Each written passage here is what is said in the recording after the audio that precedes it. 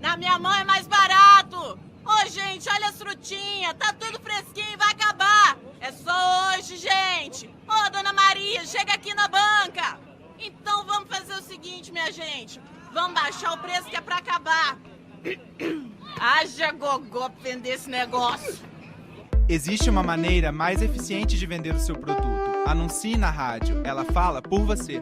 Vai, pode levar que agora é de graça. De Sarzedo, Minas Gerais, para todo o planeta. RádioResende.com www.radioresende.com 24 horas com muita música. Programação para quem tem estilo musical. Rádio Resende, ligada com você.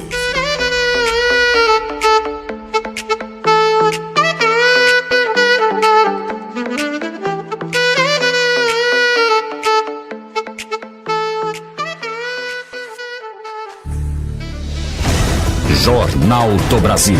Você por dentro da notícia. Aconteceu. É notícia. É Jornal do Brasil. Sejam todos bem-vindos. Hoje, segunda-feira, dia 10 de fevereiro de 2020. Estamos chegando em mais uma edição do Jornal do Brasil. As manchetes desta segunda. Guedes insiste com o Senado para criar imposto do pecado. Racha no PSL e caos no MEC marcaram trocas de ministros. Sem Haddad, petistas veem risco de isolamento. Bretas libera mais de 660 milhões apreendidos na Lava Jato. Essas e outras notícias em destaque na edição do Jornal do Brasil desta segunda-feira que está começando agora. Você está ouvindo Jornal do Brasil. A Prefeitura de Porto Velho divulgou que a cidade está em alto risco para as doenças transmitidas pelo mosquito Aedes aegypti, dengue, febre amarela, chikungunya e zika. Os 10 bairros com maior índice de infestação do mosquito Aedes são Panaí, Jardim Santana, Arigolândia, Planalto, Marcos Freire, São Sebastião, Aeroclube, São Francisco, Novo Horizonte e Socialista. A Prefeitura afirmou que está realizando ações de prevenções imediatas, como visitas nas residências e ações de conscientização da população. A água parada no lixo ainda é o principal criadouro do mosquito. A Secretaria de Saúde de Porto Velho pede a colaboração da população para acabar com a água parada em recipientes plásticos, garrafas, latas, sucatas, entulhos, pneus e em qualquer lugar que possa depositar água parada.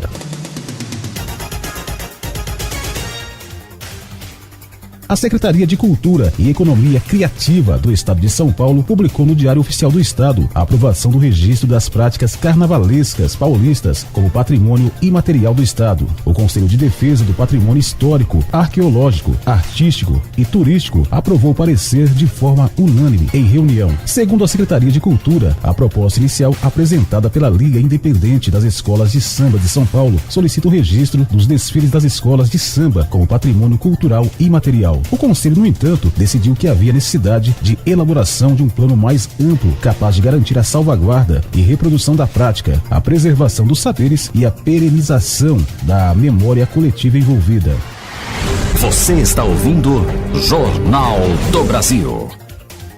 Serão 20 deputados e 20 senadores. A mudança foi confirmada após uma reunião entre o presidente da Câmara dos Deputados, Rodrigo Maia, e o presidente do Senado, Davi Alcolumbre, que anunciou o novo número do colegiado em sua conta no Twitter. Propriedade do governo no Congresso em 2020, a reforma já vem sendo discutida há 2 décadas, mas ganhou força novamente no ano passado após a aprovação da reforma da Previdência. Câmara e Senado têm propostas distintas sobre a reforma tributária. O governo também vai contribuir com a proposta final durante os debates na comissão mista. A reforma tributária quer simplificar o sistema de impostos e tributos no país. Os 2 textos, tanto da Câmara quanto do Senado, propõem o fim de diversos tributos que incidem sobre bens e serviços. Eles seriam substituídos por imposto único sobre o valor agregado. O juiz Marcelo Bretas, da 7ª Vara Federal Criminal, responsável pela Operação Lava Jato no Rio, autorizou a liberação de 668,5 milhões pagos por delatores na Lava Jato para o governo do Rio e a União, como forma de restituir os valores saqueados dos cofres públicos em esquema de corrupção investigado pela Força Tarefa do Ministério Público Federal. O pedido de liberação partiu da Procuradoria-Geral do Estado do Rio de Janeiro. Pela decisão de Bretas, o governo do Rio ficará com 208.983.500 R$475,27 e a União com R$459.593.650,27. A parcela a ser recebida desta vez pelo governo federal é maior porque o estado do Rio já havia recebido, entre outras restituições, 250 milhões para pagar o 13º salário dos servidores públicos estaduais em 2017. A Lava Jato já havia repassado também 15 milhões para a recuperação de escolas no Rio. Esta será a primeira vez que a União vai receber recursos da Lava Jato como forma de restituição.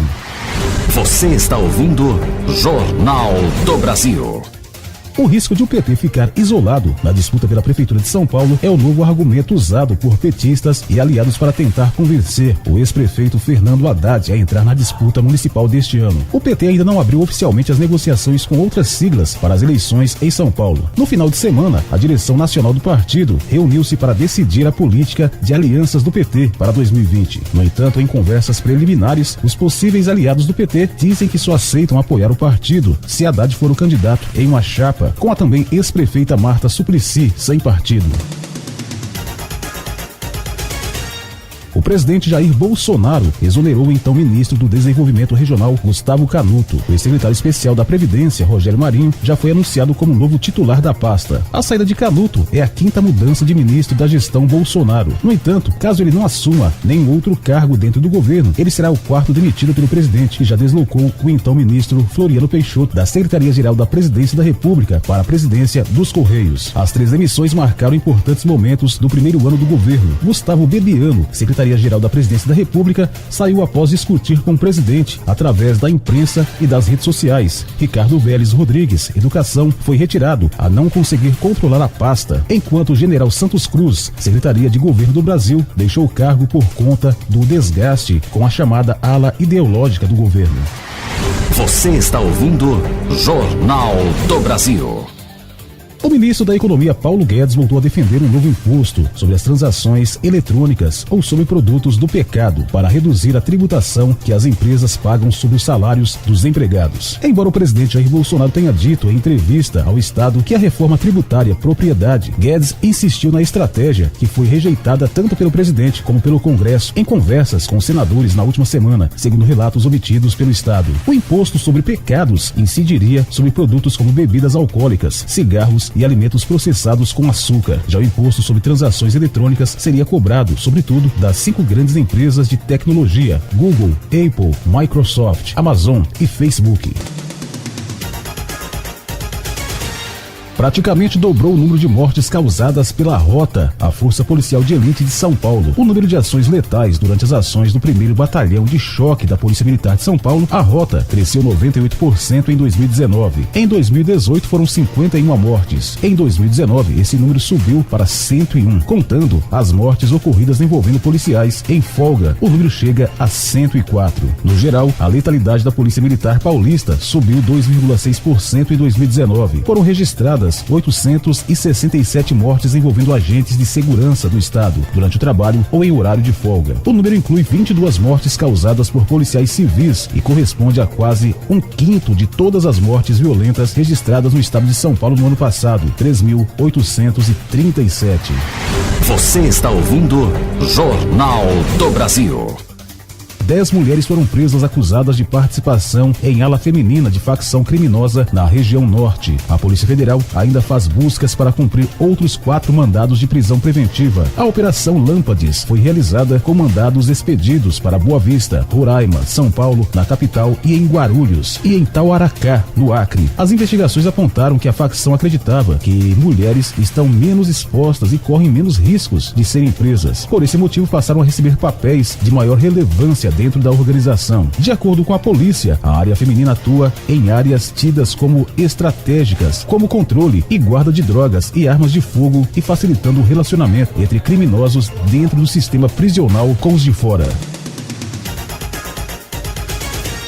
ribeirinhos, indígenas e quilombolas devem ser beneficiados pelo programa Mais Luz para a Amazônia, lançado pelo governo federal. O objetivo é levar energia limpa e renovável a famílias que vivem em áreas remotas da Amazônia Legal, ou seja, afastadas dos centros urbanos e em regiões de difícil acesso. O decreto que cria o programa foi publicado no Diário Oficial da União. São prioridades para atendimento às famílias de baixa renda inscritas no Cadastro Único ou em programas sociais do governo federal, estadual ou municipal. O programa também vai priorizar assentamentos rurais, comunidades indígenas, territórios quilombolas, famílias que moram em unidades de conservação e comunidades localizadas em reservas extrativistas ou impactadas diretamente por empreendimentos de geração e transmissão de energia elétrica, cuja responsabilidade não seja do próprio concessionário. Você está ouvindo Jornal do Brasil.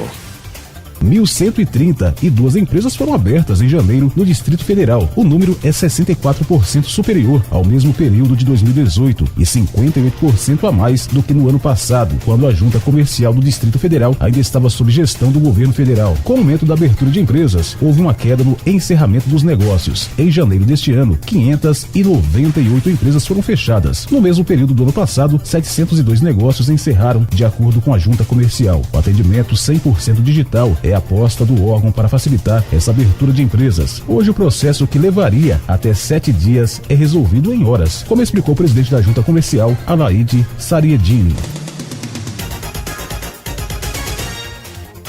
Até 2022, 5 plantas amazônicas devem integrar a lista de fitoterápicos do SUS. O programa Rotas da Biodiversidade no Amazonas busca incentivar cadeias produtivas do estado e promover o desenvolvimento regional com a estruturação de produtos como fitoterápicos, fitofarmacos e biocosméticos. Diversas oficinas estão sendo realizadas pelo comitê gestor do programa, a fim de identificar insumos para que as plantas medicinais sejam ofertadas na rede pública de saúde amazonense. A pesquisadora Fabiana Frickman, do Departamento de Biotecnologia da Universidade Federal do Amazonas, é gestora da Rede Fito da Fundação Oswaldo Cruz e integra o comitê. Ela explicou que os estudos prévios buscam identificar cadeias produtivas consistentes para que a oferta de fitoterápicos ao SUS seja consolidada e sustentável.